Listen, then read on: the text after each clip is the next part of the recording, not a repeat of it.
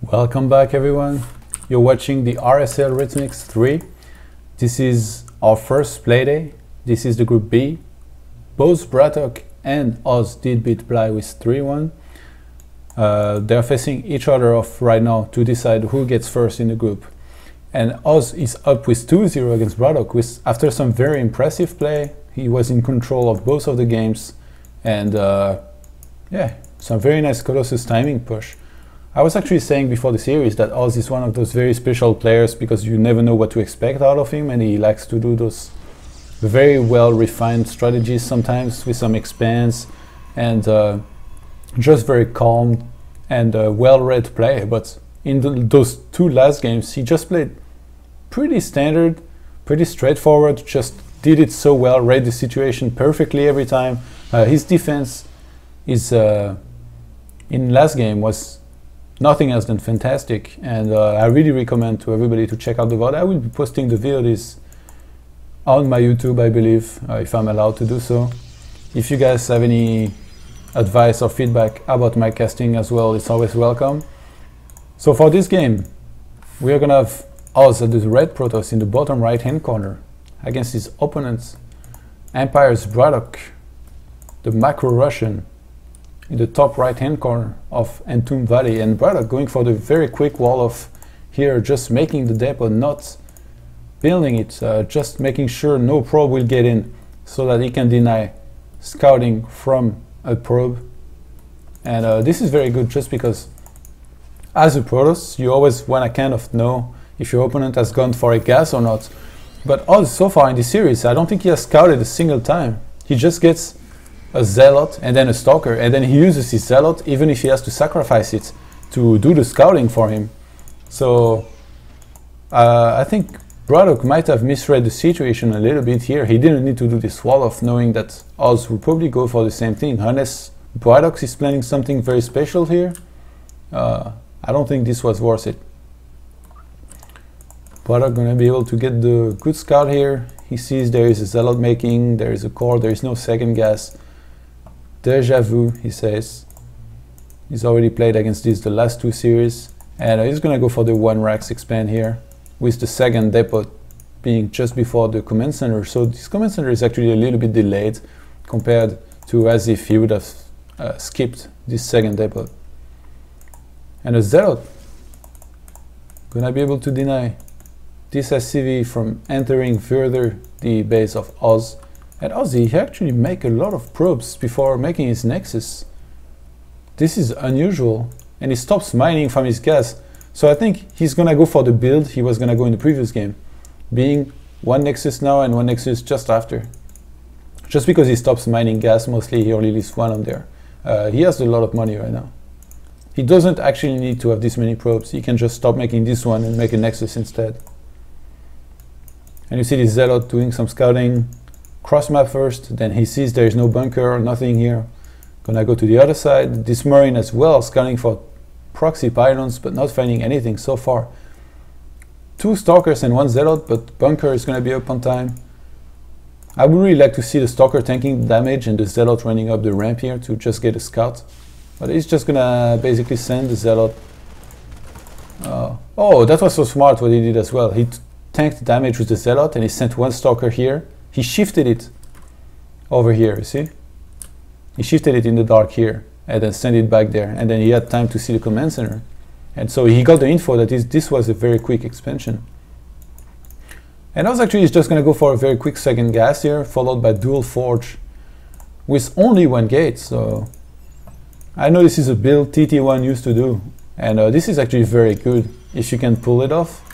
It might be unsafe against some things, but Oz is feeling very comfortable in this series. He's up with 2-0, so he can take a bit of a risk, I guess.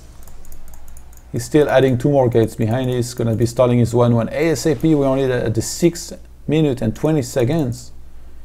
And usually you follow this up with a Twilight Council and a lot of gates, and you completely skip Robo just because you want to have as much gas as possible for your upgrades and your units as well. And Braddock, very standard play so far in this game. He's on 3 Raxes, he's adding a factory right now, he's mining both of his gases from his main. He doesn't particularly just need This guy's at his expansion just yet. He can take just one, I think. And I would have liked to see maybe a third command center being made out of him here for some heavy macro play, but he chose to take this gas first.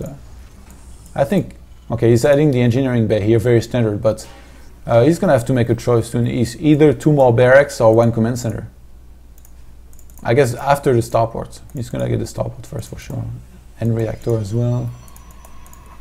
And very nice corner boosting on his probes by Oz. He doesn't need to be rushing those upgrades too much just because he started them very early. He wants to work on his economy first, so he corner boosted a lot of probes. And now that he's almost at 16 at his natural, I think he is going to be able to spend the rest of his corner boosts from now on his upgrades, just because his economy is already so good. And I really like this probe. It's halfway between the bases, and you will see a lot of medivacs flying by, or drops, or maybe even a Banshee, anything. This can take a lot of info, and it's not that costly. Information is everything in StarCraft. If you can know what your opponent's doing, you can adapt to it and counter it. More gates being added. Oz going up to 6 gates right now. I think 8 gates would be a good number on 2 bases, but I'm pretty sure he's going to want to take a third. And 1-1 about to finish. He's going to be able to start 2-2 as soon as possible. Blink. He's halfway through done. And yeah, starting 2-2 as soon as possible, like I said. Corner boost here. He had only 1 at a time. He went up to 5 sentries. This is a very good number, I think. You don't need to make more than that to be safe. Okay, Oz spotting the factory right now. And he's gonna know medivacs are gonna come shortly after that, and drops should be starting soon. So he's placed his units very well here. Stalkers there. I would like to see a couple more pylons around his base. He's adding at least 1 more gate, maybe even 2. 8 gates is a very good number of gates to have if you're not using any robo on 2 bases. And Braddock, yes, he actually has a very sizable force here, but Oz, he already has Blink. So he's going to be able to deal with this very well if he was to engage with some good force fields. Braddock is going to have to be very careful here. Braddock does start a 3rd base here. It's halfway through done. And Oz is already started making some proxy pylons out on the map, and I really like this, because this leaves for a lot of options later on. You can send a lot of units everywhere, some zealots in the 3rd while he's fighting.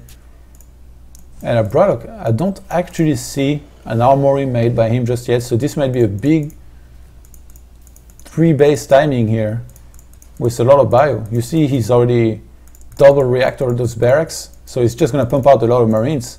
And if Oz doesn't get stormed soon and tries to fight with gate units against this, those marines are going to be really, really good. Army supplies right now 58 to 51 in the favor of Oz. But Braddock is 56 SCV to the 52 of Oz. So right now the more he wastes, the better it will be, especially since he has a 3rd base. But Oz, he wants to put pressure on. He's made a lot of stalkers. I think this is going to be a big 2-2 timing with like almost only stalkers from now. No Archons or anything. And Braddock, he has too many vacs filled with units here, but he might just die right there. Oh, he's going to try to evacuate and go into his main, but he's going to have to pick up all of these units if he wants to have a shot. There's just so much. And I think Oz, seeing this small army here, he should realize that there is a drop coming at home. We're going to have to see how he reacts to that, but he's just pushing forward right now with all the stalkers. Very nice force fields. Braddock dropping those units in the natural. He sees that Oz is evacuating. Oz already started warping a couple zealots here, but he's just basically going to be able to kill Braddock right off the bat here. Oz with 120 supply to the 48 of Braddock. And I think this is going to be a 3-0 for Oz, after some very convincing play here. He caught Braddock really at the perfect time here. Killing everything in his main. Braddock is down to 28 supply, and this is basically just this army. This is going to end up getting cleaned, and we should see GG really soon here. So both Braddock and Oz are going to advance from this group. Oz as first, Braddock as second, Bly. Those 2 boss players. Bly is out of the Rhythmics, RSL 3. And this was our first playday, so we're going to have a lot more playdays with a lot more cool games. You guys should definitely follow this tournament.